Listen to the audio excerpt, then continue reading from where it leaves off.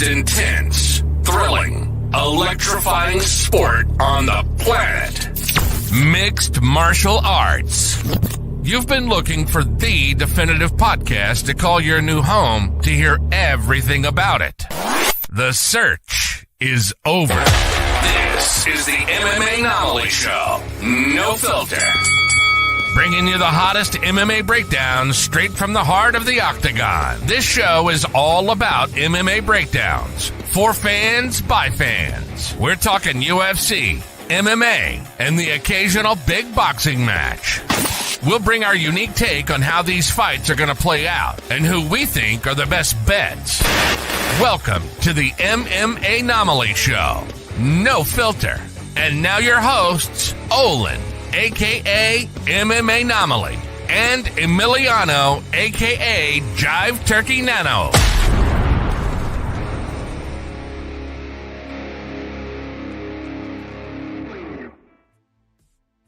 How are we doing, fight fans? Welcome back to another episode of the MMAnomaly Show, No Filter. I'm your host, Olin, a.k.a. MMAnomaly. You know the drill. With me, as always, is the co-host with the most, Jive Turkey Nano. How we doing, brother?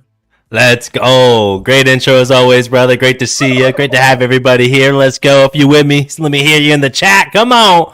I'm doing good, brother. Thank you for asking. It is Thursday, a.k.a. Friday Junior.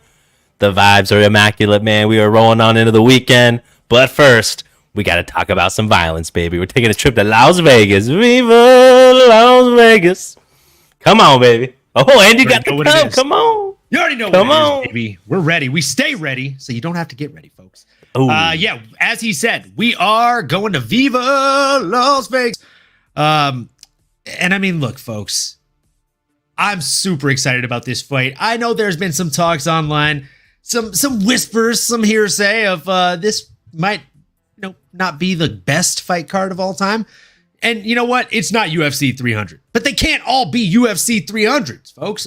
So I'm here to tell you that, I mean, if my co-host were to ask me how I felt about this card, I would just have to respond with, I'm happy, thank you. Here we go.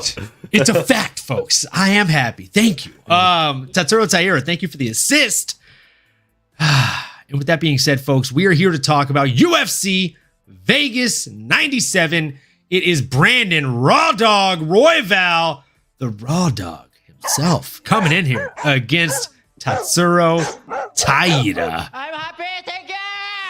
And I, for one, am very happy to see this matchup. We got a 16-0 undefeated rising star in Tatsuro Taira coming in against a very game, wily opponent in Brandon Raw Dog Royval. But before we get to the top of the card, we got to start at the bottom of the card, right? So we're going to go ahead and jump right on into things with the first fight of the night.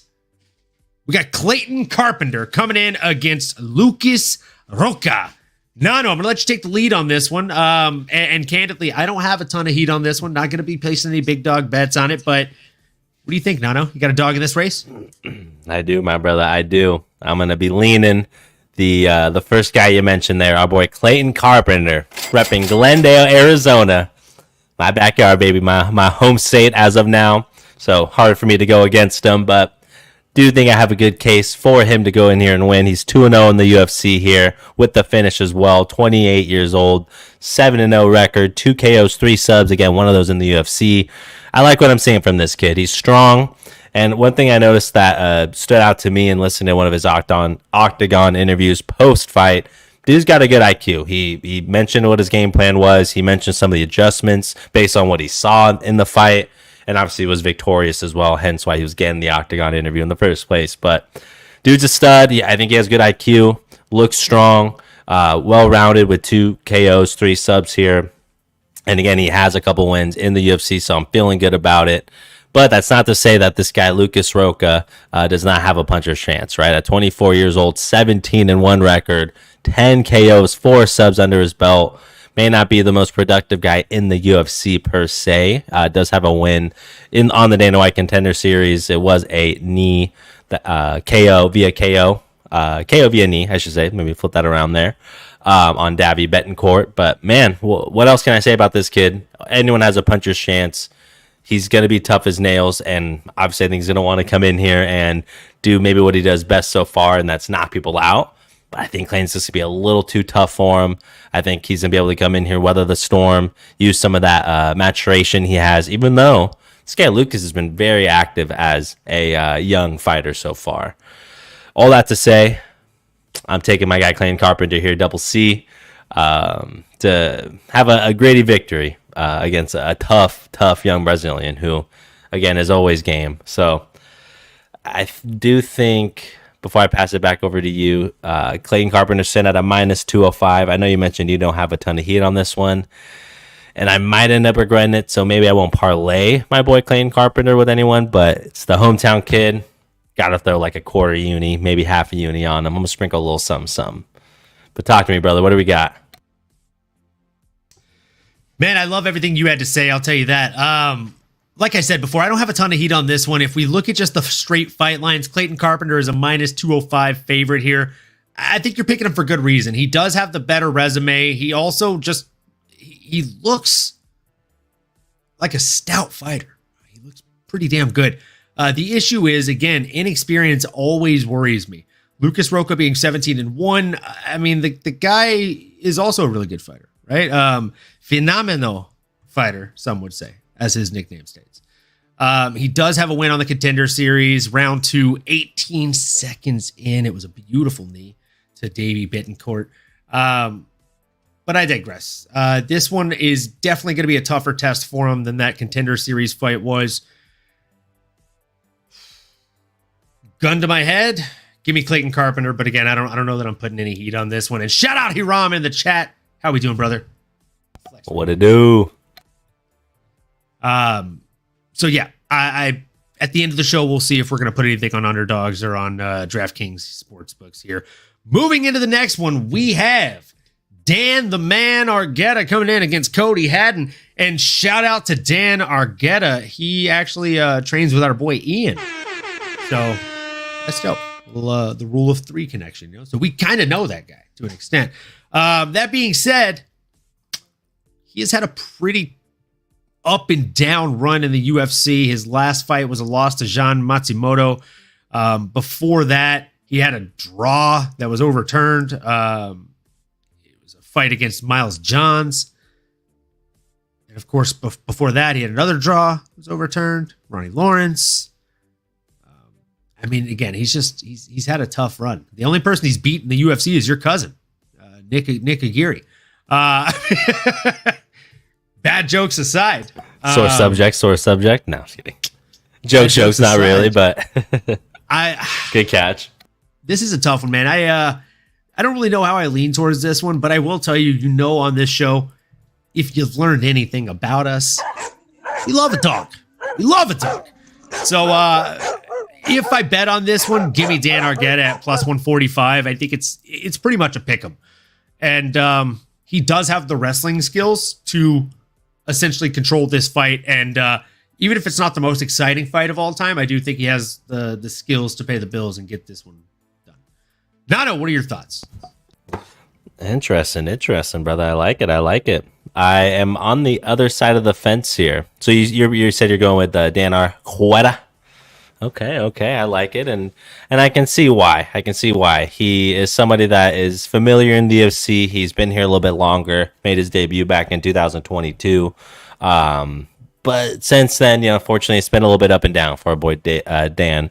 DA did lose his last fight, and 2 of his previous fights were no contest, which you just hate to see. A little bit of bad luck there. 1, 2, and 2 overall over the past couple years.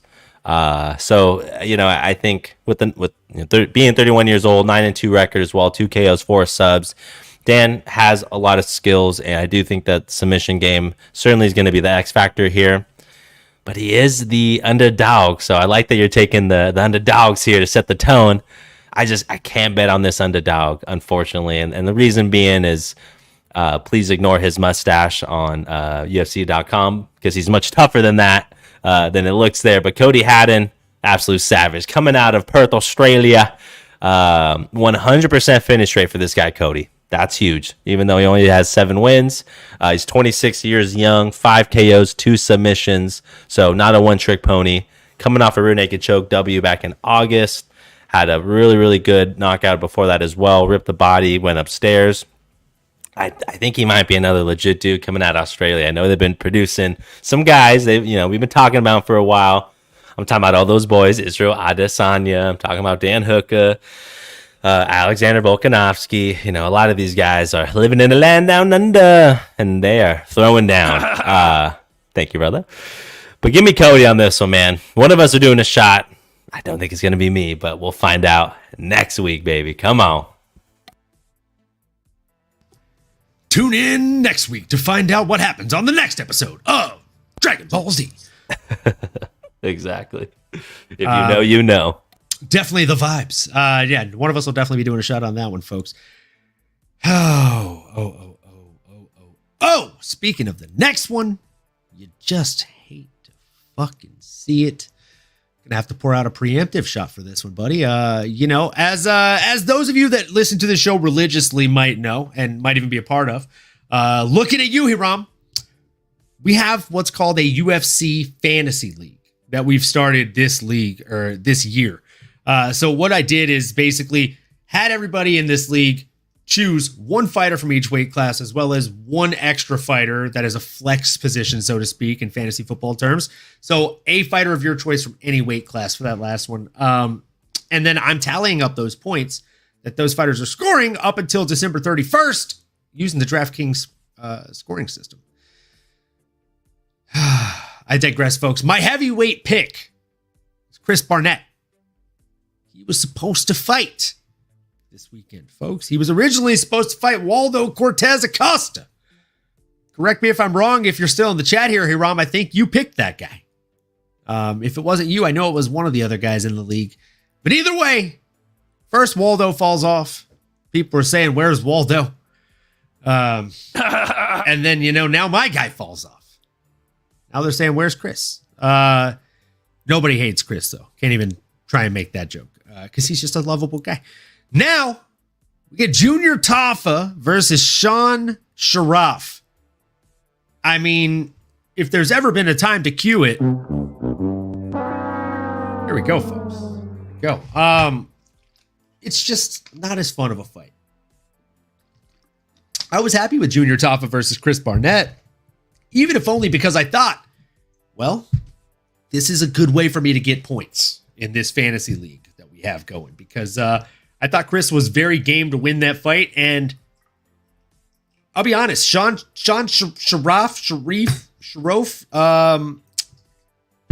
I don't know a ton about it. Oh, you know what? Maybe it was Adrian that had him. He needs to get up in here. I was thinking that. I was just gonna say, I think it's my compadre, Adrian. Yeah, Adrian. Derek Lewis will test the new gloves. We will have a discussion about the new gloves. For sure. No, I have one poured up for Chris Barnett falling off this fight. I don't know if you're ready. In the arms of angels. I don't know the rest of the words, but I'm right there with you, brother. I think I know where he went. He went to go find Waldo, obviously. You know what the reason he pulled out is, right? No, brother. Lay it on us. He can't get to Vegas. The hurricane. Weather. Never in my life did I think Chris Barnett would get fucked up by a dude named Milton. Cheers to that. Sounds like an average bloke down the block. Good old Milton. Fucking Milton. Oh, wow, fucking Milton. And thoughts and prayers, everyone out there. All jokes aside, thoughts and prayers to all those in Florida. I was actually born out there. And all jokes aside, look, if we just rubbed you the wrong way because your name is Milton, the only reason that we made that joke is because we know you haven't hit the like or subscribe button yet. And you also for sure haven't hit the bell to get those notifications. So as soon as you do that, we will pull back the heat on Miltons around the world. Do your part, we'll do ours, So we got to talk about this actual heavyweight fight here. We got Junior Tafa, not Justin Tafa. We got Junior, the little guy, coming in against Sean Sharaf, a dude with 4 professional fights, but he does have a fun nickname, Sean the Smoke Sharaf. Now, I don't know who I have in this one. Junior Tafa is one of those guys where it's like a fool me once, shame on me. Fool me twice. No, fool me once, shame on you. Fool me twice, shame on me. Fool me 3 times, can't get fooled again. This is just a weird one because this Sean Sharaf guy, every single fight that he's had, Nano, he has finished in 2 rounds or less. And all of them but one were in the first round. What up, Jalen? How we doing, brother? Love to see you in the chat, my guy. Let's go. Tafa. That's what he's saying. Nano, what are you saying? I'm not saying that, brother. I'm not saying that for a couple reasons, okay? I simply can't do it, Captain, okay? I can't do it, Captain. I'm giving all she's got. I need more power. There's a few reasons why, and I want to reconfirm that, yeah, I'm taking my first underdog here, ladies and gents. I'm taking the underdog. I'm taking the Sean Sharaf, okay? And now, a couple reasons being here, okay? I think we all like the underdog sometimes, so partially that. But my boy Sean, 31 years young, 4-0, like you mentioned, 4 KOs, has not needed the judges. He knocks them up, puts them down. Coming here, representing Cali. So the Cali boy in me always has to go for the Cali kid here. But why else, right? What else is going on? Like you said, not very active. I know he's getting coached up, right? He's with Extreme Couture, so he's with Coach Eric Nixick and Sean Strickland, and with a lot of guys sharpening iron. We'll keep the applause going here because he is also a Marine. So, taps off to you there. I think that could explain the lack of experience or wins in the octagon, but dude was getting wins in the trenches, literally. Okay, so getting dubs regardless. And dude looks absolutely strong. He's Palestinian. Quick shout out there as well. But my brother, he wants all the freaking smoke. I mean, turn on the tape. He's tatted. He's bald. He's got a good smile. He's got the beard. And he's got some really, really heavy hands, my brother. I'm not just saying that because maybe he's been fighting tin cans in other divisions. It's not just that. Go look at it. He throws everything with balance. And dudes are knocking down. So I don't think it's going to be any different for a Junior Tafa here. I think it's the namesake that's really alluring Vegas. Maybe they didn't do their homework on this one. It happens. That's why we're here. And I guarantee y'all, if you see the odds change, it's because might have to throw a full unit on this guy, Sean. I shot the sheriff, but I didn't shoot the deputy. Oh yeah. That's it, baby. That's all I got. I got Sean Sharaf, baby. And it might be by finish. I haven't seen it from Junior Tafa, my brother. He's 28 years old, 5-3, 5 KOs as well. So maybe the judges won't be needed on this one. But he's coming off back-to-back L's. What's he got left, man? I'm just going to leave it there. What's he got? What's he got for me? You know, maybe he's listening to this. Maybe this will be the soundbite that motivates little bro to try and trace big bro's legacy there. But how tough is Tafa, huh? How tough are you? That's what I want to ask him. How tough are you, Tafa? That's what I got. Come on. I like it, man. He's plus 260 at money line. I'm not mad about that. Let's see. I mean, dude looks nice. I mean, don't say I didn't warn you about the sheriff. He is nice with it. He wants all the I'm smoke. not gonna deny that. He's definitely nice with it. You can put down 1 unit and get 3.6 back. So I think I'm basically going to go ahead and put down a half a unit and get just shy of 2 back. You talked me into it, you fucking sales rep. Let's go, baby. Let's go. All right. With that being said, folks, we move right on into a women's strawweight bout between Julia Pilastri and Corey the Hobbit McKenna. We got a 12-4 Julia Pilastri coming in against an 8-3 Corey McKenna. Original bout slated was Corey McKenna versus Polyana Viana.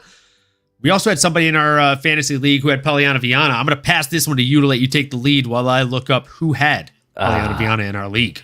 I think it might have been you. I said that's tough because I'm pretty sure I think that's me. So a wise man once said, "Oh no, we suck again." So we suck again. Well, Julia Pilastri here. Palostri, my apologies. 26 years young, 12-4 record, 4 KOs, 3 submissiones. High finish rate for our girl Julia coming out of Brazil. 1-1 record in the UFC. Excuse me here. That was the Modelo talking.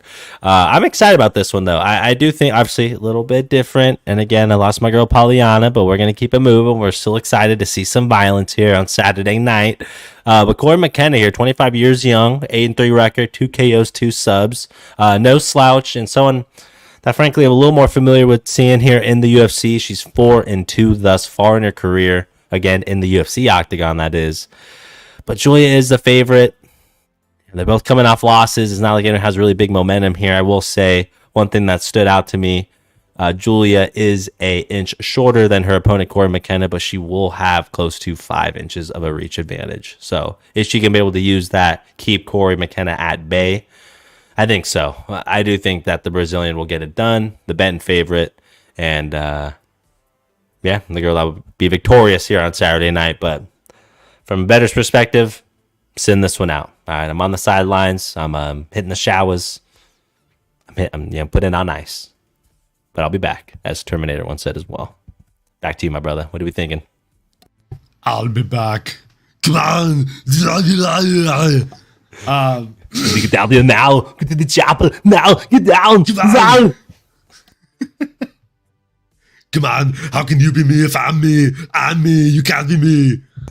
Get down again. No. Fucking Total Recall, bro. He had so many good movies. He had so many good movies. Look, this fight's a toss-up for me. I won't be betting on it, I don't think.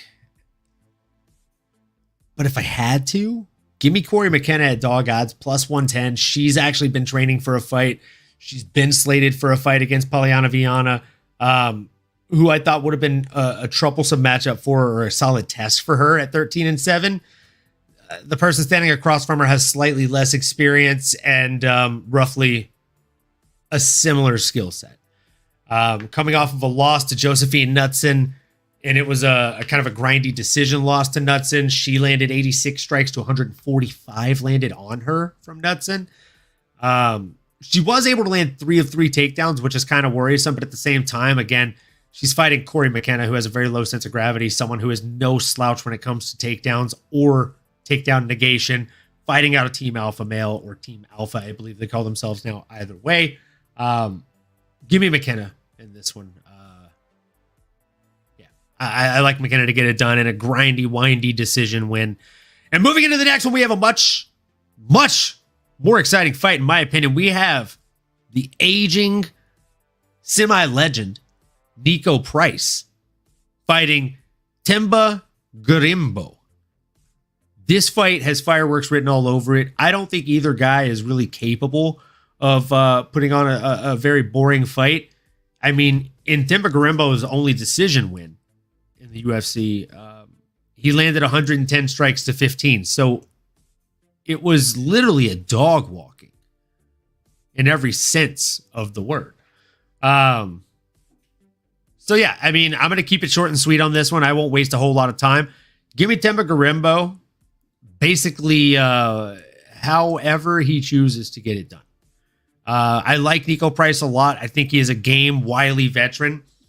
And I do think he has paths to victory, but I just haven't liked what I've seen in his last handful of fights. He got beat by a Robbie Lawler who was literally on the way out the door. And Themba Gorimbo is somebody that's on the come up. And he's somebody that is gaining a lot of popularity and a lot of eyes in the public for good reason. So I've got my eyes on him, and I've got my money on him, and I've got him on my fantasy draft. There we go. He is my welterweight pick. So nice. I got him, and I got Tatsuro Taira. Spoiler alert. Jeez, it's a big Saturday for you, my brother. It is. Let's go. It really is. I like it, man. I like it. Who you got, man? Who you got?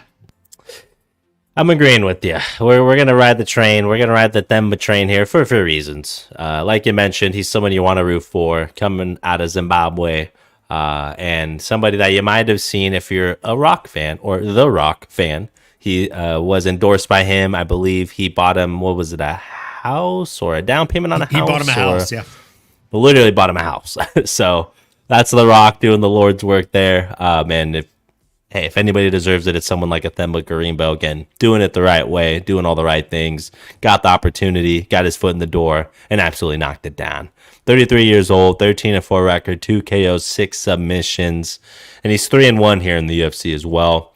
And he has a really, really explosive knockout under his belt to add to that resume, although he is always game for a submission finish, which is probably why the odds are where they are. I think they're certainly thinking Vegas is certainly leaning Themba's direction here like we are. And again, all the hype is real. And I think it's partially because he's looked really good in his previous fights thus far. But it's also a little bit of Nico Price just being too unpredictable, too hard to bet on, especially from a bettor's perspective. I'm sure if you're them, he typically loses the fights he's supposed to win and then somehow wins the fight he thought he had no chance winning, which maybe why we love a Nico Price. Like you mentioned, he's starting to develop into that low-key, OG or legend status due to him being around for so gosh darn long. I mean, he's been in the UFC for 8 years, 8-7, and 2 record in that time. I mean, that pretty much has everything he needs to say about Nico right there. It's just great, but up and down. Unfortunately, not someone that has been able to put everything together. And a lot of that is, hey, you fight tough opponents. He's in a stacked division, so I don't want to necessarily hold too much against him. I'm still a huge fan. He's 35, so not that he's sunsetting yet, but certainly starting to get out of his athletic prime, we can consider it. But with the 16-7 record, again, up and down, 10 KOs, 3 subs, gets finished a lot. I don't think the judges will be needed on this one, my brother. I think they're both going to be itching to get their opponent out of there sooner than later. And maybe especially after last week's debacling of the judges' scorecards. So I'd love to see a new record set for the most finishes in a night. I think it's around 7 or 8 if I'm not mistaken. But I'd love to see it, baby. Let's go. Give me Themba, though. Gorimbo. Here we go. Gorimbo all day, baby. I love it. I fucking love it. I love it. I mean, we don't agree very often, but when we do, it's a great feeling, my friend. Let's see if we agree on this next one and we can keep the ball rolling. That'll be fantastic. We have a featherweight bout between Jonathan Pierce coming in against Pat Sabatini. I mean, when it comes to nicknames, I'll tell you whose nickname I like better for sure. JSP, Jonathan Pierce. Mostly because it's a great nickname. It's kind of a play on GSP, and partially because Pat Sabatini doesn't have a nickname. So pretty easy choice there. All jokes aside, I do think that this one is going to be a fairly close matchup, but I also think that Pierce has all the tools in the bag to get it done. He holds unanimous decision wins over Christian C-Rod Rodriguez in the UFC, as well as Darren the Damage Elkins. He also has a ground and pound knockout in round number 2 over Mr. Finland, Makwan Amirkhani, as well as a rear naked choke in round number 2 over Omar Morales, and a ground and pound knockout over Kai Kamaka III. I mean, his only losses in the UFC are to Joe Lozon. I mean, come on, folks. Fucking Joe Lozon. Joe Anderson Brito, who, I mean, we see that guy bullying people all the fucking time in there. And David Onama. So, I mean, outside from the David Onama loss, not really a blemishing record here. Typically, more often than not, he does go out there and get it done via KO or TKO. He also has a knack at getting some submission wins. Oh, and by the way, if it goes to decision, he's game for one of those too, folks. So give me JSP in this one. I like this guy to get it done. Again, standing across from him is a game opponent in Pat Sabatini. It's near even odds. Jonathan Pierce is a slight favorite. I would say he's a slight favorite in my opinion as well, or rather in my pick. He has a 1-inch reach advantage. He is 3 inches taller. 4 inches taller. I just think that he knows how to use the range and reach to his advantage. And I don't think Pat Sabatini is going to really be able to take him down. I think it's going to be a long night for Pat Sabatini. And shout out Sav in the chat. How you doing? Hope you're having a fantastic night. She is going to the Karate Combat show, and Poetan's sister is fighting there. Let's go. Ought to be a good time. Hope you have a blast. Howdy, Panda. Great to have you. Let's go. Let us know how you feel about this card. Let us know how excited about that. And let us know how that goes after. We want to hear all about it. That's a good one. Jealous. We're going to live vicariously through you for that event here. And, man, this is, I don't know if you're finished. I don't know if I'm stepping on your toes, but absolutely hit the nail on the head, brother. Absolutely great breakdown. That's why we love you. The hostess with the mostest. And, man, how do we go against our boy Jonathan Pierce? Repping Johnson City, Tennessee.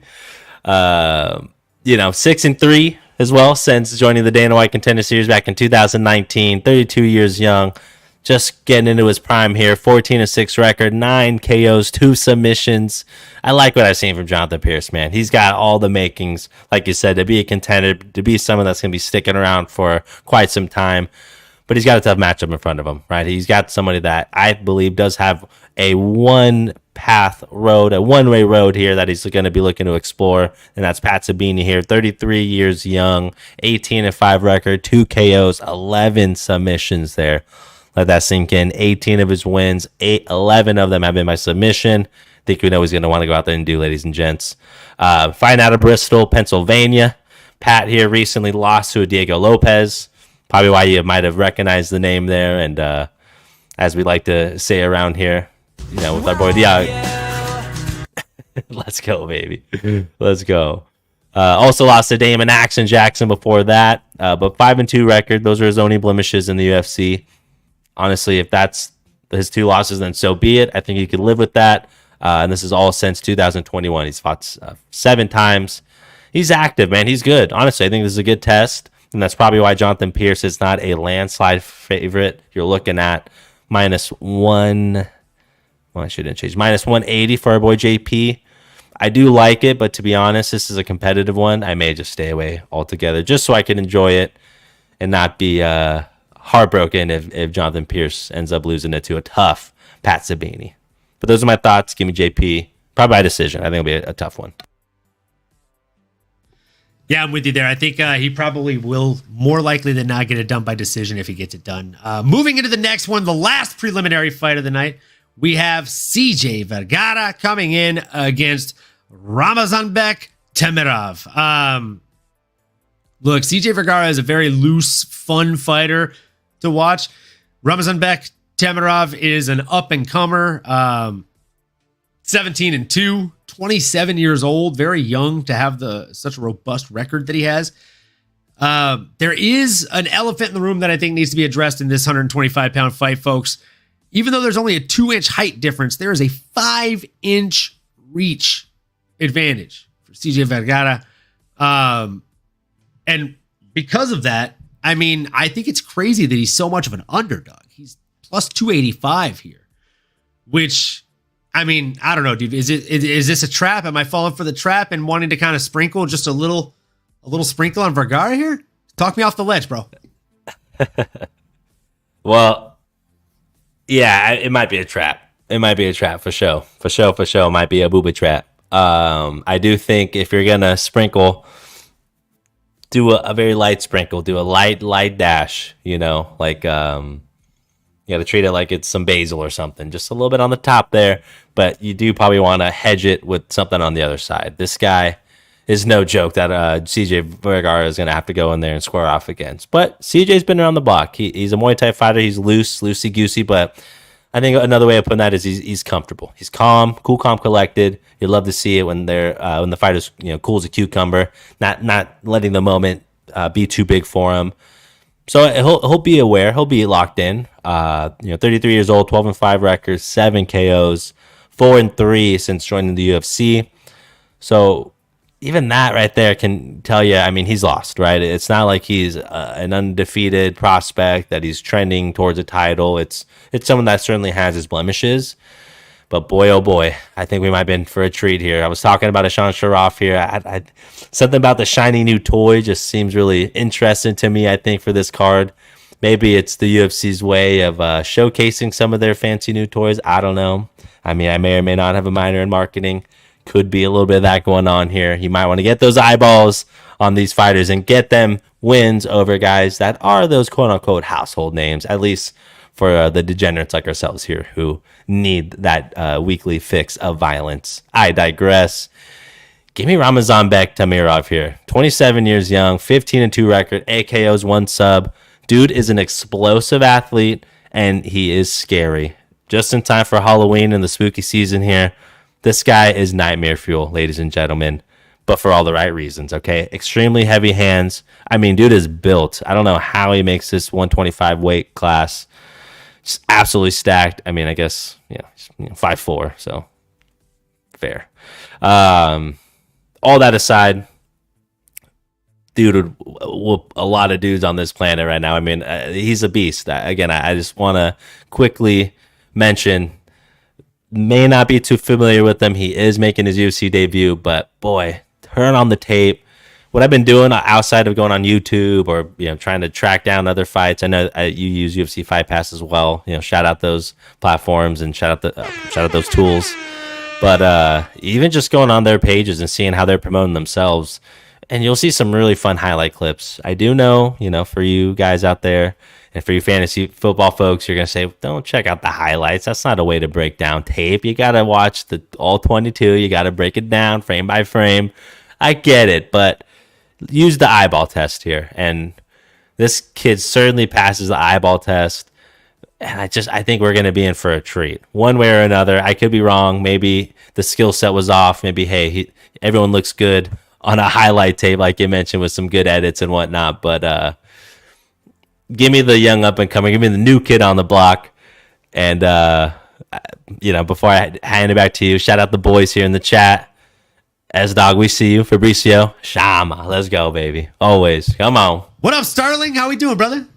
These boys are grinding. Love the show, boys. Keep up the great work. Bro, we love your enthusiasm. We love seeing you in the chat.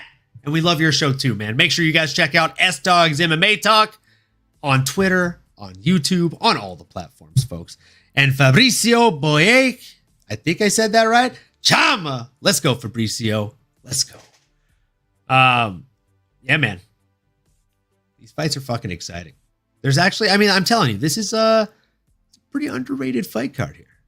Underrated fight card. So we'll go ahead and jump into the next one, unless I'm cutting you off. I think you were done there. Chama.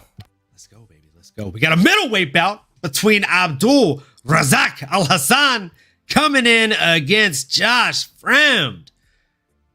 Oh, man. Abdul Razak Al Hassan is an angry young man who goes out there and tries to throw everything, including the kitchen sink, at these folks. And Josh Fremd is someone who's had a bit of an up and down trajectory here inside of the UFC. We've seen him get a really solid win and then get a loss that doesn't make any sense, right? So it's hard to bet on him from that perspective. Meanwhile, Abdul Razak Al Hassan is somebody that, again, he goes out there always looking for the finish, and that makes him pretty tough to bet on as well, because he leaves a lot of openings to get himself hurt in these types of exchanges. Comes in with his hands down, sometimes throwing wild, big shots, and those don't all the time pay off. When it comes to the reach, there's actually a 3-inch advantage for Josh Fremd. When it comes to the height, there's even more. He's got a 6-inch height advantage. So Al Hassan will be firing upward, right? Punching up is tiring as hell. He also has less reach, but he's really good at closing the gap. He's really good at getting inside in that distance, and he usually fights with a bit of a reach disadvantage. Look, the fact of the matter is this. He's got 12 wins to his name, and all 12 of them have come by way of knockout. So he is definitely doing some things right, and he's mainly getting them fucking knockouts. We got a lot of the guys in the chat here. We got to pour one up, bro. We got Adrian in the chat. Let's fucking go, baby. What up, Adrian? Let's go.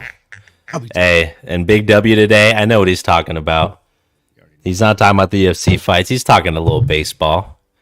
And he's an East Coast kid. He's talking about his New York Yankees. They did get the W. They are advancing. I see you, brother. Salute. Cheers. Let's go. To the Yanks in a potential Subway Series. We'll see. Or compa, if the series is in San Diego or LA, we may need to take a trip. Come on. Salud. Let's go. Come see your boy. Let's go. We gotta take our business now. Come on. Well, congrats on them for advancing. And Sterling's right. That style is correct. This card deserves a big crowd. It deserves all the praise. It deserves the flowers. And it's going to deserve all the notoriety when we are recapping next week. Absolutely, folks. Absolutely. Yeah, I can't agree more, Sterling. This card definitely deserves a huge crowd. It deserves a lot more notoriety than it's getting, and I don't think it deserves any of the hate that it's getting. A lot of people talking shit. But I digress. When it comes to this Josh Fremd fight, fuck it, man. Give me Abdul Razak Al Hassan via knockout inside the distance. I think he gets it done. He's going to close the distance. He's going to shuffle in fast. Throw one of them fucking Joaquin Buckley hip fires, baby. That's how I see the fight going. Nano, I'm jumping off the soapbox. What you got, brother? I love it, brother. I love it. And you painted a pretty picture here, so I'll just, add a couple accents to it and, my signature at the bottom so I could get credit as well. But, yeah, man, I do think Abdul has had trouble with power punchers in the past. Does have some losses to a Joe Pyfer, a Joaquin, a Buckley, to say the least there. And, hey, those are two savages, so I don't give them any benefit. Those aged like a fine wine. But, I usually don't like going for the old cat here. I'll probably lean your direction on this one, but I could be talked out of it. I could be swung like an open fence here. It's one of those things. He's 39 years old, 9 years older than his opponent, 12 wins, 12 knockouts. So to your point, most likely than not, he has not needed the judges. So if you're betting the under or just Abdul honestly straight up by a knockout just to get the juiciest odds, you might be walking away with a pretty payday. My only thing that I would argue against that, and this is putting on my AI analytics hat, Josh Fremd, 30 years old, 11-6 record, 4 KOs, 4 subs, coming in on a 2-fight losing streak, and I got to paint the picture here because he's 1-2, lost 2, and then 1-2. He's very, very streaky, but there is a pattern here. There is a little bit of a Morse code going on. So because he's lost 2-1-2, no joke, wouldn't blame you if you wanted to sprinkle in a little bit and just bet that he's going to win, because most of the time, again, I'm going to go all the way back to 2021. LFA beats Bruno Oliveira and then loses to Gregory Rodriguez. 2 wins after that, 2 losses. 2 wins, 2 losses. What more do I need to say, y'all? It's coincidence? I think not. My guy's pulling no punches. Hey, man, I'm just saying there's a case to be made. I'll lean Abdul here against my better judgment.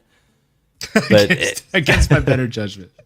But mark my words, if we come back here, I'm telling you the algorithm and AI and maybe looking at some trends there, can be something to look at. I'm just saying. That's all I'll say. I'm not mad about it, bro. I'm not mad about it. There's definitely there's reason to bet on Josh Fremd, right? Like, if you wanted to hedge that bet, I'm not mad at it. I don't think it doesn't make sense to, right? Like, Josh Fremd does have the reach advantage. He does have the height advantage. His opponent will be aiming up at him, and you can get Josh Fremd money line at plus 140 odds. But if you did want to bet against Josh Fremd, then I'm just saying, if you're going to take him, take Abdul Razak Al Hassan by KO or TKO at minus 110. It's basically like break even odds. Why the fuck not? Or you just go on the Underdogs app and you parlay them with a couple fun things, and there's that. That's also fun. You can do that. So we move into the next one. We have a welterweight bout between D-Rod, Daniel Rodriguez, against Alex, the Great White, Morono. I'm going to let you take the lead on this one. I definitely have a favorite in this one. I definitely have a dog in this yard. But I'm curious to hear which dog is yours. Appreciate it, brother. Yeah, honestly, this is a fun one. This is a fun fight. I'm excited about it. These are two absolute backyard junk dogs, just ready to go out there and bleed their own blood and leave it all in the octagon.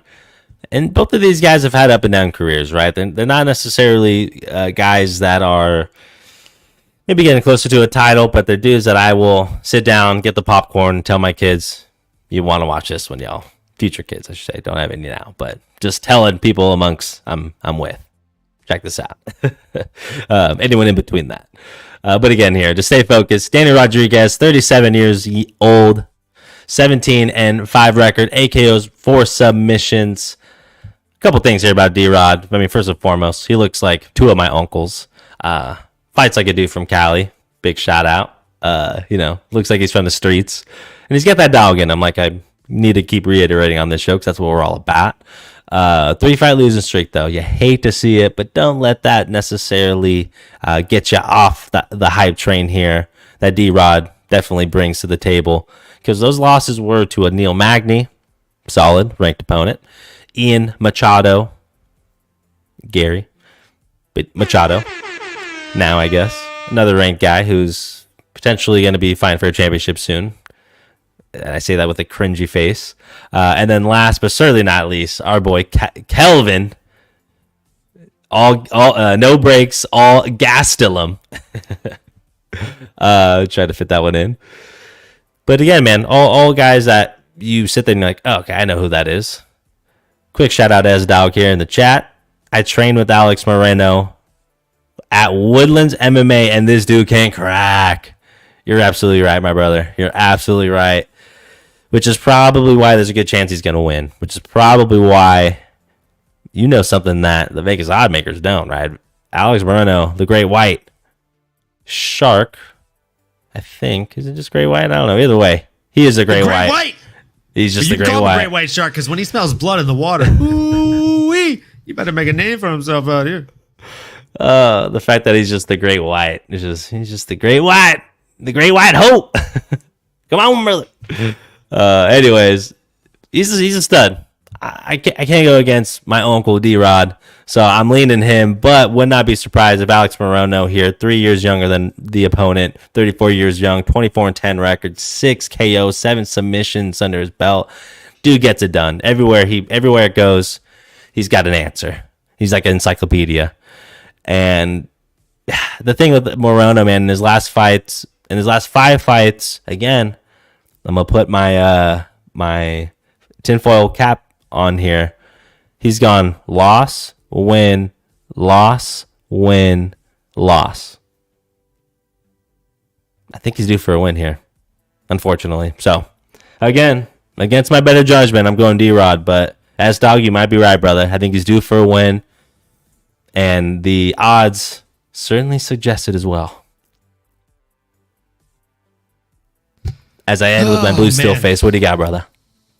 I got to go with Great White as well. I like D-Rod. I like him a whole lot, but I just think the Great White has the better skill set here. I think D-Rod's best attributes, Moreno does better. I don't want to sound like a dick, but bro, I just think Moreno genuinely is a little bit better all around than D-Rod here. I also think that, kind of like in last week's fight, albeit, I know it ended with a kind of an unexpected of the rib, that Kevin Holland fight, right? Like, you could see the speed differential of Kevin. It was nice. It looked really nice. I think we're going to see a speed like that from Moreno. He's unsuspectingly fast, similar to a Yoel Romero, right? So, yeah, I'm all about it, bro. I think Moreno gets this done. I could see him getting it done via submission. Am I going to bet on that specifically? No, probably not. If you look at the specific money line here, get him at plus 180. So why would you bet him on submission? I'm going to put 1 unit on him. I'm just locking that in right now. 1 unit gets you damn near 3 back, and it just feels like free money. So let's fucking go, baby. We're going Alex Moreno. We're locking a unit in on it. And we're fucking ready to go, baby. Let's fucking go. My dog Sterling. Let's fucking go. My dog. I like it, brother. I like it. And I'm just being contrarian here. Okay. I hope the Great White gets it done. I'll just be contrarian. I want one of us to do a shot, or both of us. So come on, baby. I mean, if he gets it done, we'll do a shot because he got it done. If he doesn't get it done, we'll do a shot in sadness. And we'll play the sad violin song. But I pray that we're not sad. Instead, I pray we're saying, I'm happy, thank you! When it comes time to break down, I'm not going to cry because it's over. I'm going to smile because it happened. Come on, baby. That's right, baby. That's right. Let's fucking go. So yeah, man. That's it for that fight. Again, I think he gets it done. I just think that Alex Morono is going to be a step ahead of him everywhere this fight goes. And with that being said, we have a lightweight bout, arguably the most stacked division in the entire UFC right now, in my humble opinion, between Grant Dawson and Rafa Garcia. Got to tell you, Grant Dawson is another person that somebody drafted in our UFC fantasy draft. Mary's got him as her lightweight pick, and I think he's probably going to deliver some solid points for her. I think Grant Dawson is one of those sleeper picks. He's somebody that a lot of people overlook, and he's coming into this one with a reach advantage and a reason to try a little bit harder, right? Look, he's had a bit of a rough patch as of recently, KGD, but at the same time, he's bounced right back from it, right? He got that straight left hand, followed by a little barrage of ground strikes. He lost in 33 fucking seconds to Bobby Green. Sucked to see, but it happens, right? Anybody can get dropped in that one quick shot. We call them flash knockouts for a reason. He got flash KO'd. And then he came out there against good old Joe Selecki, Smoking Joe, and he got a Yunan over that guy.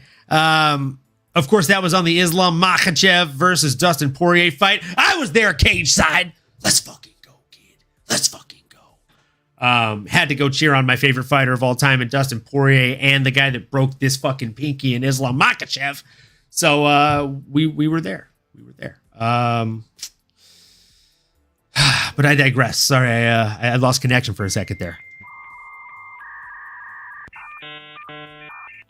And we're back. So we were talking about Grant Dawson versus Rafa Garcia here, and how this matchup of 30-year-old men is kind of a perfect matchup at this point in their careers. However, no matter how perfect of a matchup or perfect timing-wise it is for Rafa Garcia, I do think that the reach disadvantage going against somebody that is as good of a grappler as Grant Dawson and is as smart and patient of a fighter as Grant Dawson is going to prove to be a real problem for gifted Rafa Garcia. I think Garcia will attempt takedowns. I think that once he shoots a few takedowns and they do not land successfully, he will get pretty frustrated and then start trying to land big shots and come in with a lot of heavy volume. In his last couple fights, he's gone for 11 takedowns and landed 6. 1 takedown and landed 0. In both of those fights, he's outlanded his opponent 2-1. What happens when he fails on the takedown attempts and then his opponent also starts out landing him with the kicks and punches? I'll tell you, frustration. It doesn't feel good to feel like you're getting beat. And when you are somebody that, again, like a Rafa Garcia, I've seen this guy when he starts eating shots, he just starts throwing even harder. If it doesn't pan out, you're going to have a very gassed guy going against a very, very strong and wily veteran in Grant Dawson. Give me Grant here. I'd like him to get it done. And there's a reason he's a minus 425 favorite in this one, right? Am I being crazy, Nano, or are you going to talk me off a ledge? Come on, don't be crazy. You're not being crazy. You're not being crazy, you're my man. Although my boy Rafa Garcia is Garcia is Just a little slap ass, Garcia. Motherfucker slap ass. I probably might know that. But no, brother, I do think Rafa Garcia is a tough opponent, man. He does bring a similar skill set, but I think I heard you say this earlier. Everything he can do, KGD can do better. Because, you know... He can do anything better than Rafa. Garcia. And many more. Yeah, man, I think there's a couple things going on here. I think it is just better versus, versus good, versus the latter there. And Grant Dawson's going to find a way to get it done. I mean, listen, they're both 33. They're both 30 years old, excuse me. Grant Dawson, certainly more active, 21-2 record, 4 KOs, 13 subs. And Rafa's, right behind him, but just a little behind him there. A couple body lengths behind if we're talking track terms. 16-3 record, 1 KO, 8 subs for Rafa. And he's had a little more turbulence. He's 4-3 since joining the UFC with back-to-back wins. One of them over my boy, the freaking legend and dude with the best hair at one time. We're talking about Clay Guida here. So that was tough, but KGD ain't no freaking Clay Guida at this stage, okay? So stop beating up the old man. Pick out someone your own size and your own age, and that's what he's doing here. And Grant Dawson, man, GD's been on a hell of a run since he's been in the UFC. Joined the Dana White Contender Series in 2017, 10-1-1 record. Only real blemish was a loss to a King Green, baby, who's been ranked and is still at the top of the division. Absolute savage. So, like you mentioned, this division's stacked. Can't win them all unless you're Islam or Nurmagomedov. And that didn't happen here. So give me Grant Dawson. Give me the next best thing. Again, I think, like you mentioned, man, all the tools.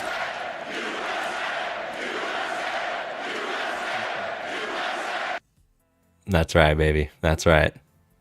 I'm Mexican-American, but I am American nonetheless. So give me that. That's right. And last 4 letters of the word American. Spell I can. That's what Grant Dawson's going to go out there and do, I reckon, on Saturday night. He's going to say, I can. He ain't going to get it done. And I will.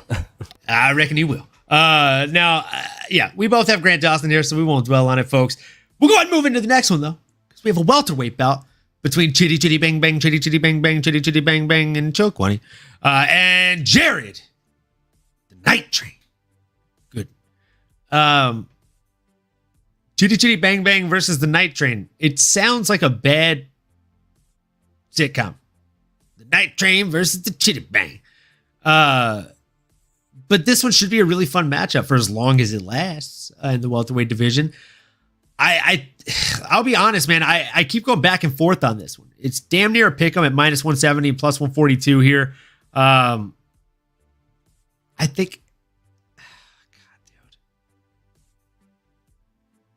I almost think that just taking hitting the alternative total rounds here and taking under 2.5 on this one might be the move.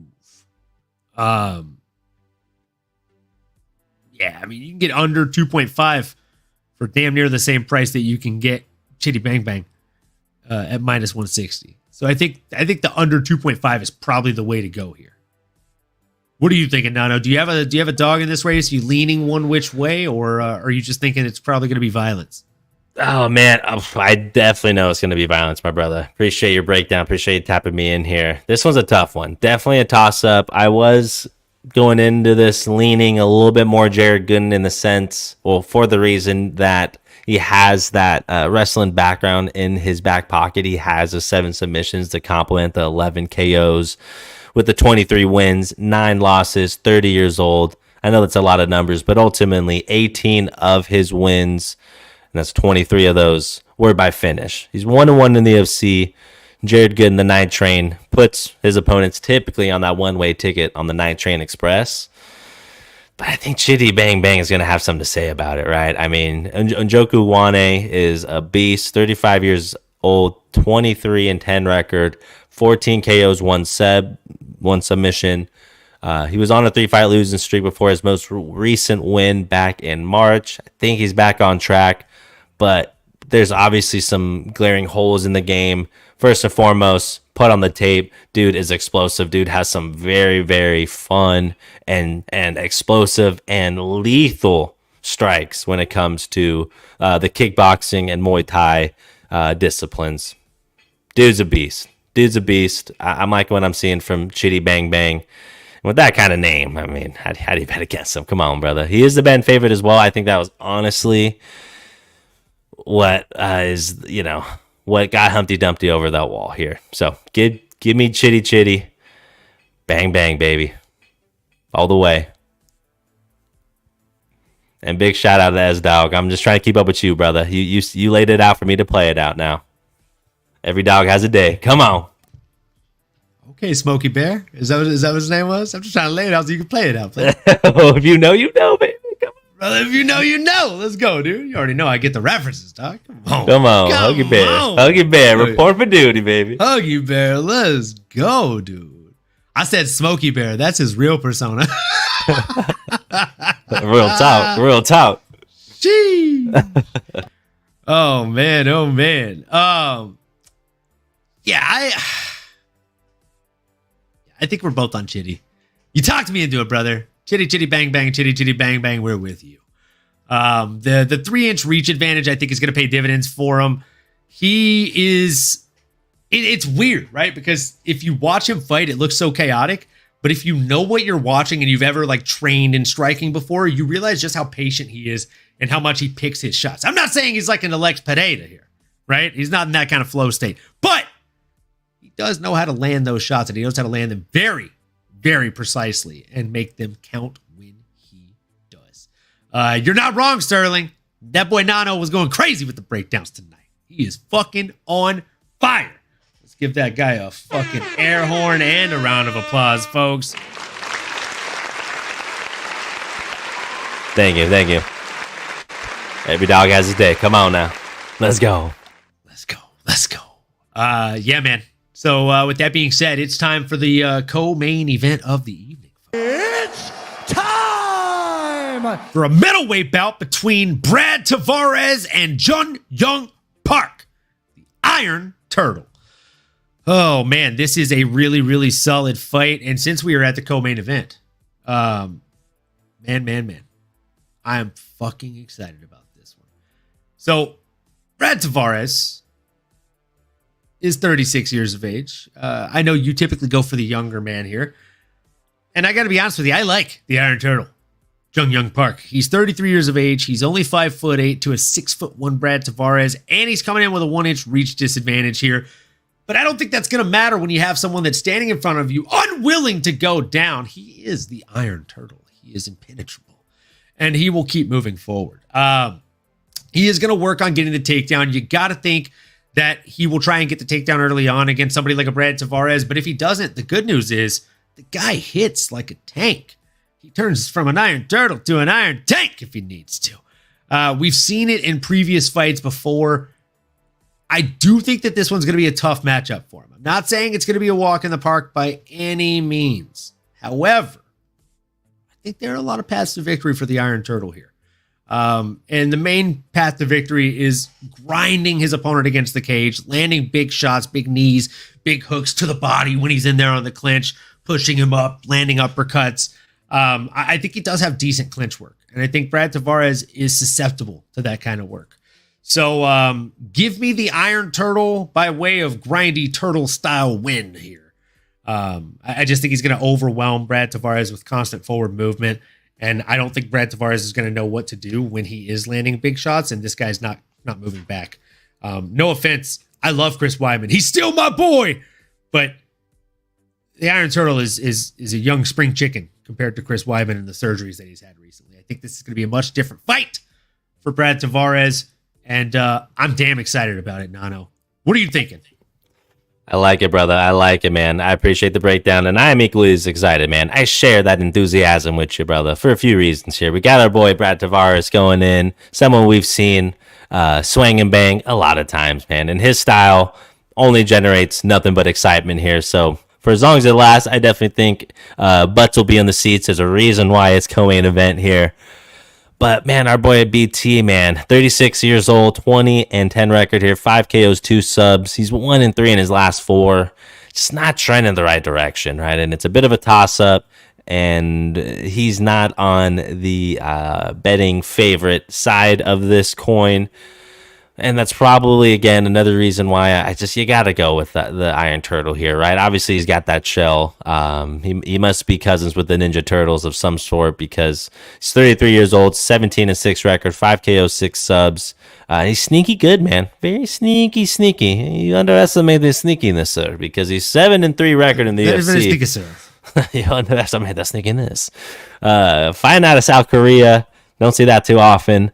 But man, I just, it's one of those things. I can't put my finger on it exactly, but it's just he does everything pretty gosh darn good and sticks to a really good game plan and has the wrestling in his back pocket there. Obviously also has some of those submission wins. More often than not, he's getting the submission over using the fisticuffs. But I just think everything's trending in the right direction for a Jun Young Park, the turtle here. So I'm going to stick with him. The younger fighter, a little bit more springy, a little bit more tread on those tires, or a little bit more impact that can be had on that shell that he's rocking. So I guess enough of the turtle jokes. But and as much as I love Brad Tavares, man, he's a legend. Someone we've grown to love, but got to go Jun Young Park here. Probably by decision, though. And I think it'd be a fun one. Could be fight of the night. I mean, I think I can see these guys getting bloody. I could see them being tired and just, letting it all hang out. You know what I'm saying? I definitely would agree with that.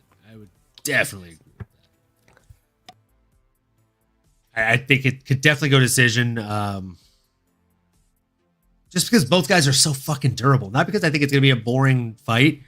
I just think both guys are not really the type to go down. That's the thing. Brad Tavares fought fucking Adesanya and didn't go down. Yeah, you can hit him with anything but the kitchen sink, and I think he'll probably stick around to, tell you what kind of sink it was, what kind of porcelain you're using. Yeah. So, with that being said, it sounds like we're both on the same page for a lot of this card, which is fucking wild. I think this might be the most we've agreed in like 10 cards. And again, it's time, folks. It's time for the main event. We got the flyweight bout between Brandon Raw Dog Royval coming in against Tatsuro Taira. I'm happy, thank you. I'm happy, thank you. Let's go. We are excited for it, folks. We are excited. I'm going to do it again. I'm happy, thank you. I'm happy, thank you. Yeah, we got multiples. We're ready for it, bro. I was going to say, is there multiple, or did you speed that up? No, there's multiple. He says it after every single win in the UFC. There's like 4 clips of him saying that. I mean, I don't. There will be 5 on Saturday. I was going to say only because it's a layup, but is that because it's only 3 words he knows, or what? No, so like I think that was the first 3 words that he learned, and like they had his translator come in, and they were like, Bisping walked up, and he's like, "So you had a good fight," blah, blah, blah. And then translator comes and translates. Like, are you happy with your and fight? And they put the mic in front of him, and like instead of responding to the question at all, he's just like, "I am happy, thank you." Are you satisfied with your fight? I am happy, thank you. Yes. And so since he noticed how like big of a pop he got from the crowd, he's like, "Fuck yeah, I'm gonna do this every single time." He's like, "Oh wow, is this a cuss word or something?" I like it. It gets people like going. He's gotten so much better with his English already, but okay. I mean, if all he ever does is come in and just say, "I'm happy, thank you," it's fucking perfect, bro. Like, you saying I'm happy, take care, or thank you? I guess no, I am happy, thank you. Thank you. Okay. I'm happy, thank you. Okay.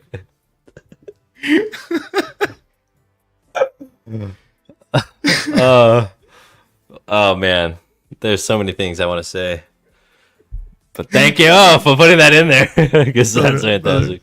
I could take it even one step further. Before I play this clip, I have to say we do not own any rights to this clip. These are owned by Zuffa, UFC, and Disney, aka ESPN.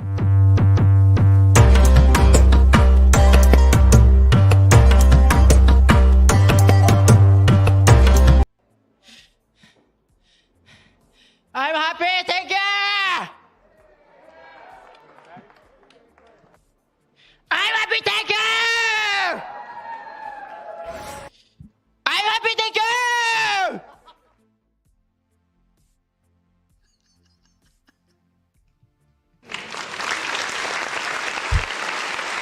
He is happy, thank you. Is anyone going to tell him?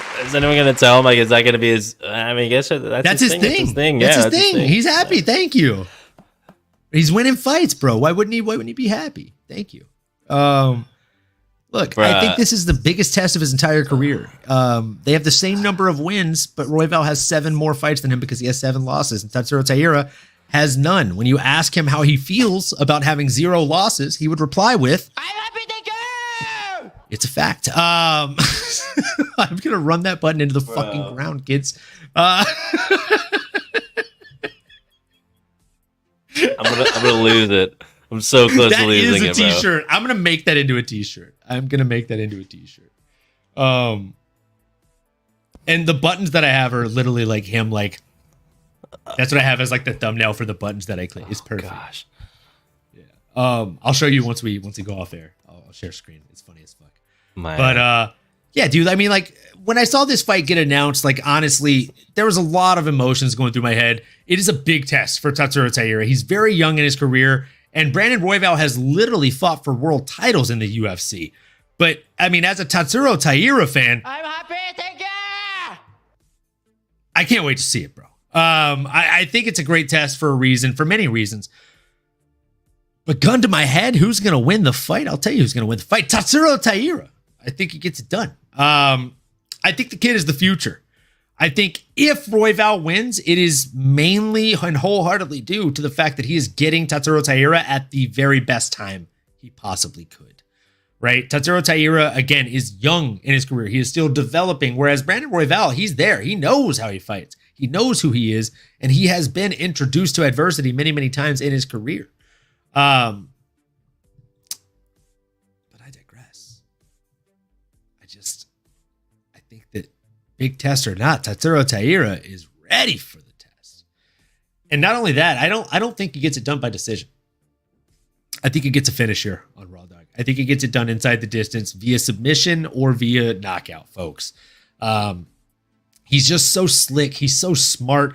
His positional awareness on the ground, that grappling that he displayed in the last match, just from a striker. Like, I'm a striking guy. I suck at Brazilian Jiu-Jitsu, but I understand what I'm watching. And like, I can't paint for shit. But let me tell you, when I went to Rome, I was blown away by the art. You know what I'm saying? So it doesn't matter if I'm a white belt. When I watch a black belt, that's an H. So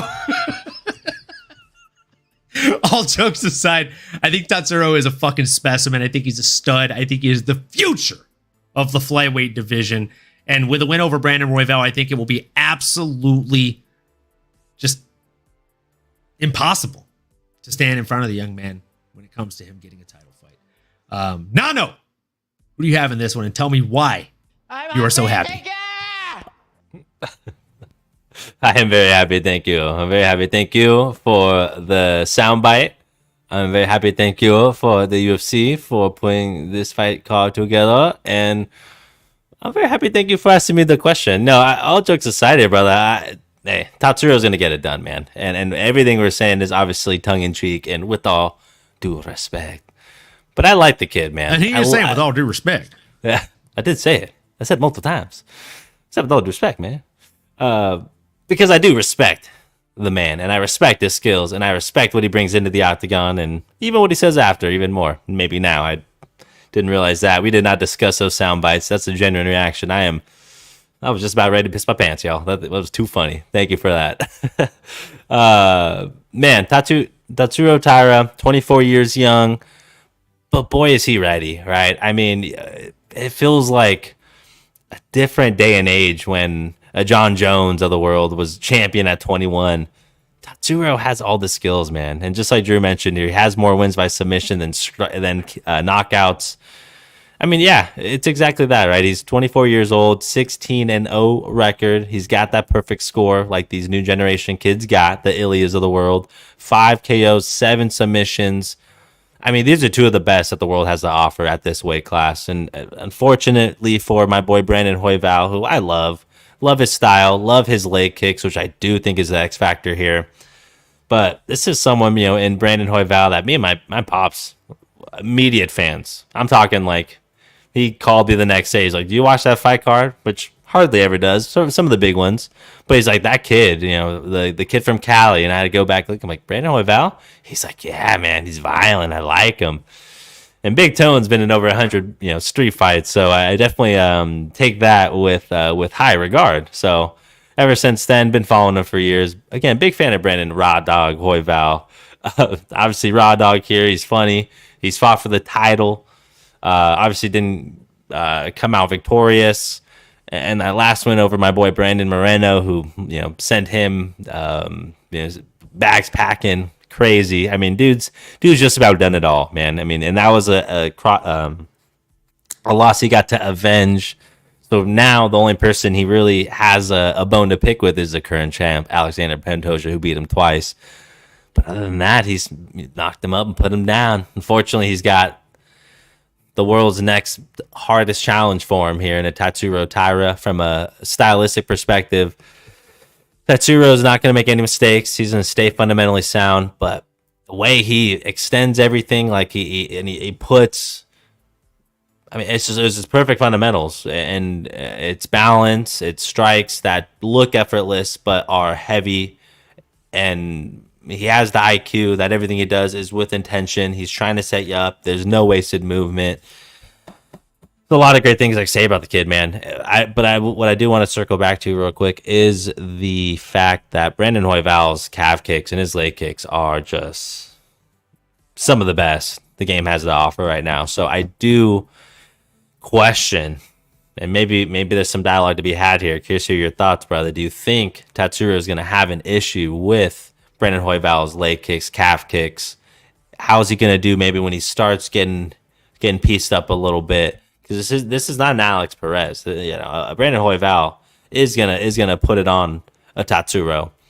Do you think he's gonna use that to time out the perfect takedown, take the single leg, or I guess kind of blend things in that mixed martial arts world? Or what are your thoughts there, brother? Do you see anything? Do you have any predictions there? When you never know what can happen in these 25-minute bouts especially. But what are your thoughts, brother, when it comes to Tatsuro's maybe responses to potentially some adversity? We haven't seen him in deep waters. Do you think Brandon could take him there? I mean, there's definitely ways that Brandon could take him there, right? I mean, Brandon Royval is, again, a very, very wily veteran in every facet of the word. He has fought in title fights. He has seen the distance. And he also is somebody else that has more submission wins than he does knockout wins, right? He is someone that is able to mix the martial arts, as we like to say. And he's somebody that's really able to blend things together when it comes to blending the striking with the grappling. He's not somebody who goes out and just chain wrestles and shoots takedown after takedown after takedown, right? Like a Merab Dvalishvili.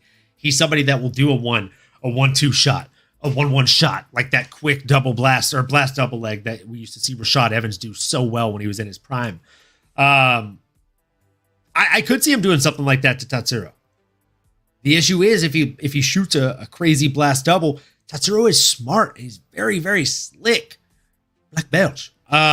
He could catch that neck and just scoop that shit up and just fucking squeeze like a python around that neck. I mean, there's just a number of ways that this thing can go. But I will tell you that if either guy gets sloppy, if either guy takes a second to think about their next move rather than execute their next move, it's night, folks. It is just night. I mean, the brain is just going to be sending error waves, trying to connect. I mean, just delay of game here. But I digress, folks. We both have Tatsuro here. I don't think there's going to be controversy or anything like that. But I do think it'll be a nice fight. I do think it'll be a great test for him. And I think that if Tatsuro Taira gets it done here, no matter how, if he gets a sub, if he gets a knockout, if he gets a fucking grindy decision win, I think it's going to be hard to argue that he's not worthy of a title shot next. What do you think, Donna? You think he'll be ready for that title shot after this? It'll certainly be hard to deny him, especially if he could put away a Brandon Royval in exciting fashion, whether it's a submission win or a TKO or just straight flatlines him. Yeah, how do you make a case against it, right? I don't know where Brandon Moreno is in the picture currently when it comes to getting that shot at Alexandra Pantoja. Is he fighting Albazi, or is Albazi just kind of sitting out at bay? Because I guess that's the wild card here. But again, to answer your question directly, Yeah, they're fighting on the will be 2nd deserving. of November. Okay. Brandon Moreno and Amir Albazi are fighting as the main event. So it's either going to be UFC a kind of a eliminator in the sense of Tatsuro will face the winner and then they face the champ, or if Alexandre is ready to go, then could be Tatsuro, to be honest. Or I guess Amir, I was going right? to say, I think honestly Tatsuro will be the next one up. I think if Moreno wins, all they'll up be to like, the champ, do I we really guess. want to Yeah. see Moreno fight for the belt again? And then if Amir Albazi wins, I think he's going to take too much damage from somebody like a Moreno to be able to say, okay, cool, put me in there in 3 months. I'm ready to fight. Whereas Tatsuro Taira, if you give him the call and say, hey, how do you feel about fighting for the title in 3 months or even 3 weeks? He's responding with, I'm happy to go! so, I think it's You probably hear a gonna go laugh to at the Tatsuro. end. You hear a Yeah, laugh it's at the Anik. end. It's of the- Anik. Anik's like, ha! Dude, I mean, and it's at the Apex the every laugh at the time, end so is there's amazing. no. Oh my, that is the Anik. Yeah. I love it. Oh my god. It's so good. It's so good. Yeah, and the thing with Alexandre, I mean, he's 34 years old. He just fought in May. Is he gonna want to come back and fight this year again or early next year?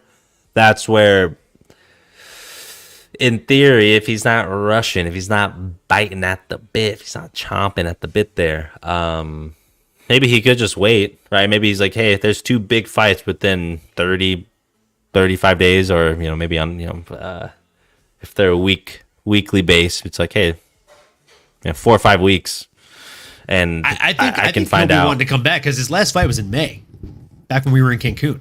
So that's the thing. So I guess, do you think it'll be Tatsuro was so inspiring if he calls him out, and if it's like, hey, I've been ready, I want to go, that can happen. But I could also see him, because it's like, the extra 4 weeks to potentially have 2 options.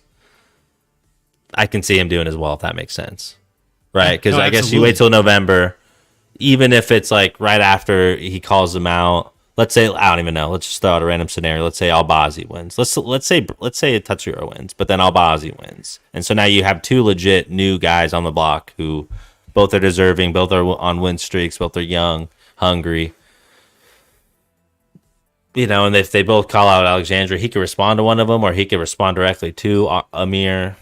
And I guess it's up to Dana, right? Maybe Dana was like, he gets it, or maybe it's like, oh, we'll wait and see.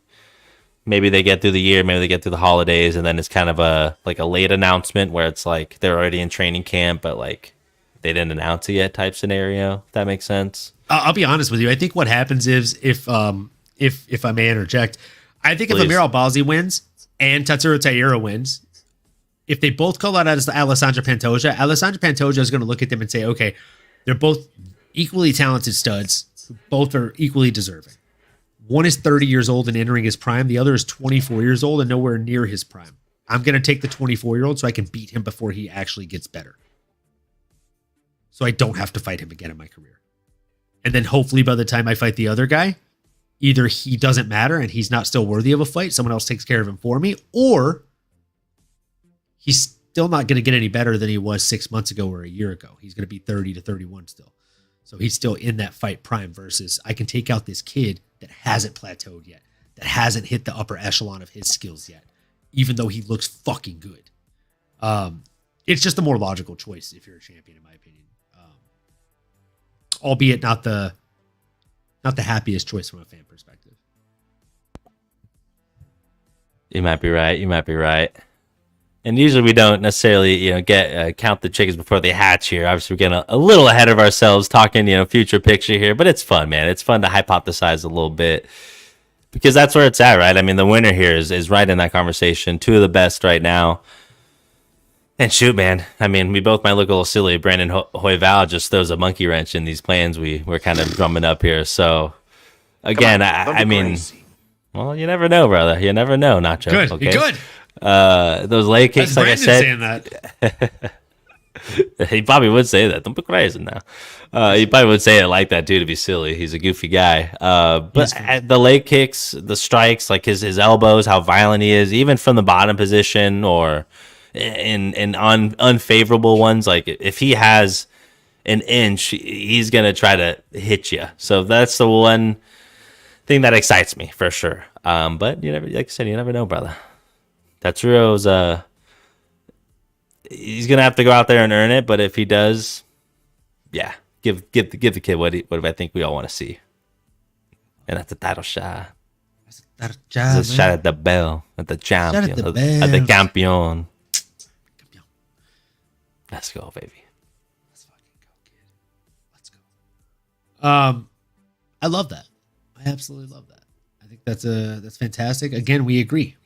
I'm gonna pour up one final shot for the show for that one because again, it doesn't happen very often where we actually fucking agree with each other this much. And I've got underdogs open. I've got DraftKings open, so we can talk through some bets here.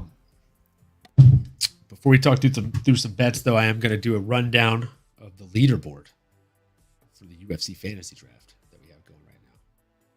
Folks, for UFC Las Vegas, cheers to you. If you do drink up. If not, have a shot of water, folks. Cheers either way. We appreciate you. Cheers. Thanks for sticking around. You're the real heroes, folks. Both. So, when it comes to the totaled scores, we've got Drew in the top with 720 points, just leading the dance. We got Mary right underneath him with 527 points.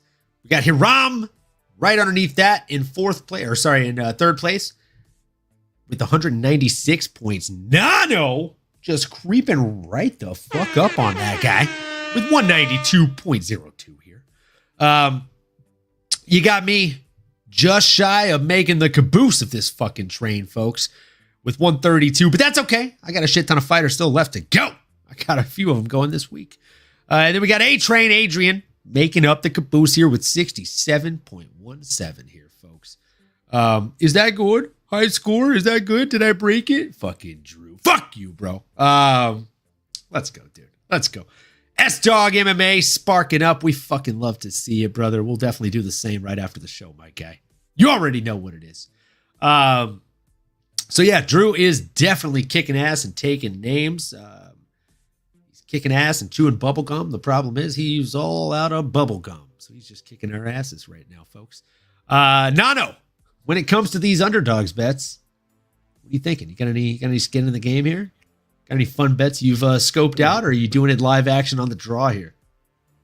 Yeah, it'll probably end up being live action. Underdogs did not have anything drummed up, but just straight bets here for the card overall. I'm liking my guy Clayton Carpenter there to set the tone. First fight of the night.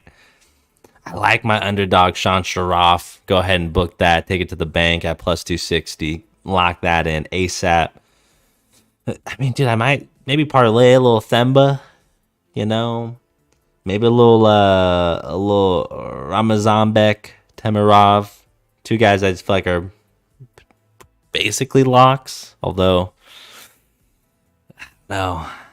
And then the last one, I might throw Tatsuro in there too, honestly, low key, as just a little three-peater. I love that. Love that. The only thing better than two Peters is three Peter. Maybe.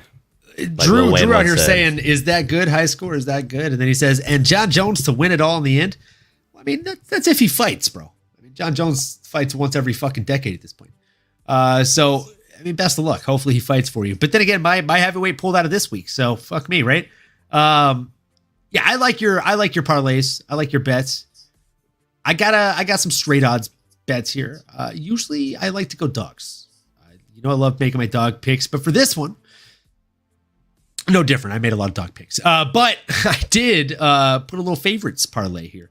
I call it the NWO, the New World Order, brother.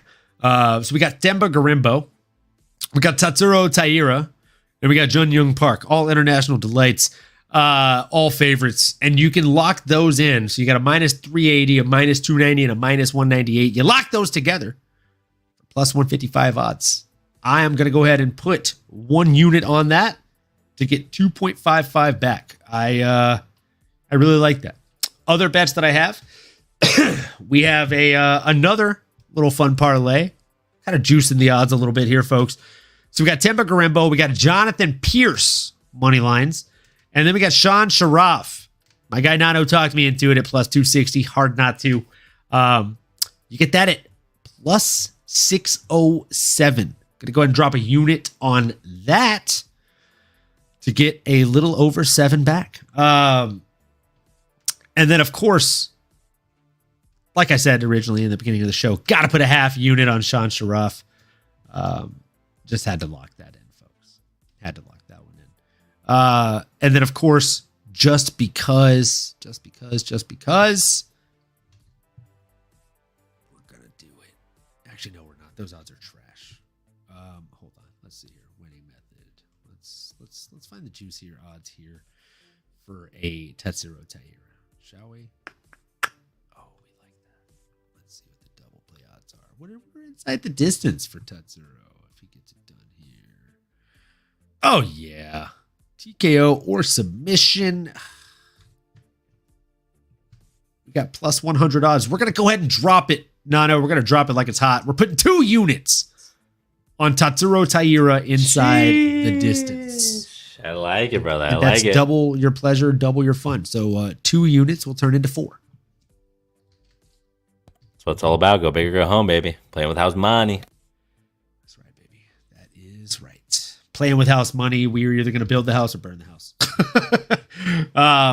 And then when it comes over to underdogs, I did look at some stuff, some fun stuff here. Let's see what we get. So we're doing baby locks on this one. Let's see here. Excuse me. All right, so we got 3 picks here, folks. We got Morono and Taira, okay, on significant strikes, overs. So I got Morono beating Daniel Rodriguez with a 9.5 plus strike differential because he's a dog. So basically, as long as he lands within 9 strikes of D-Rod, I hit.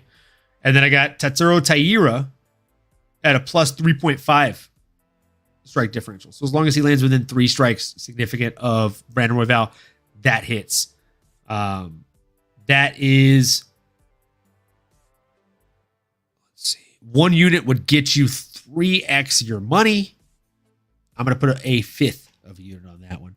The next one we have is Temba Garembo, over 35.5 significant strikes.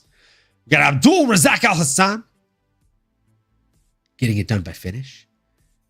We got Alex Morono to win the over on significant strikes again. And we got Tatsuro Taira to win over on significant strikes again, as well as Jonathan Pierce to get it done on significant strikes as well.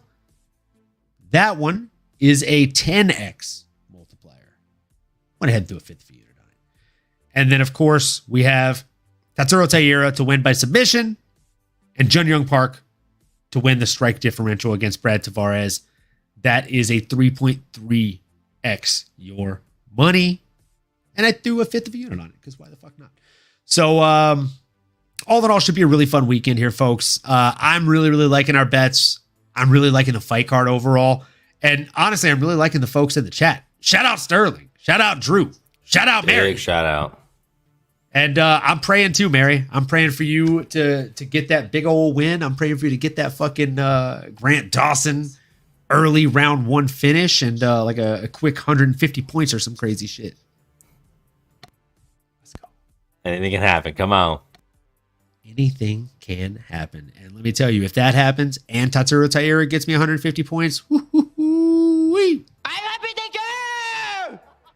Bro, I can't wait. So, again, folks, you know the drill. We appreciate you all being here. We appreciate you sticking around with us for a little over an hour and a half tonight. You could have chosen to be anywhere on this beautiful Thursday night, but you chose to be right freaking here.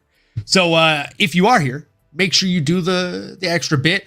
Like, comment, subscribe, smash that bell for notifications. You know the fucking drill. And folks, please, keep on going and keep on growing because that's the way to make yourself happy. I'm happy, thank you! You've been listening to the MMAnomaly Show. No filter. As you may have been able to tell, we dig the MMA, and our passion is to dive deep into the upcoming fights, give you our expert breakdowns, and help you make sense of all the chaos that is the fight game. We hope you've enjoyed the show. If you did, make sure to like, rate, and review. We'll be back soon, but in the meantime, make sure to find us on YouTube, Twitter, Instagram, and Twitch at MMAnomaly. Be cool, and we'll see you next time.